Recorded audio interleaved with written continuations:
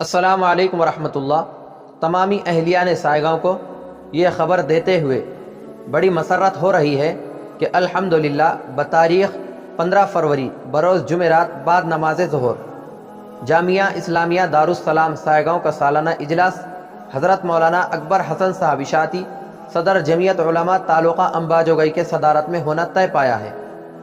جس میں مہمان خصوصی و مقرر خصوصی حضرت مولانا تیمور صاحب ملی دامت برکاتہم بانی و محتمم جامعیت الراشدہ پرلی و صدر جمعیت علماء تعلقہ پرلی تشریف لا رہے ہیں اور حضرت والا کا خطاب ہوگا۔ خطاب سے قبل طلباء کرام کا مختصر سا تعلیمی مظاہرہ پیش کیا جائے گا اور اجلاس کے اختتام پر تمامی شرکاء کے لیے کھانے کا نظم رہے گا۔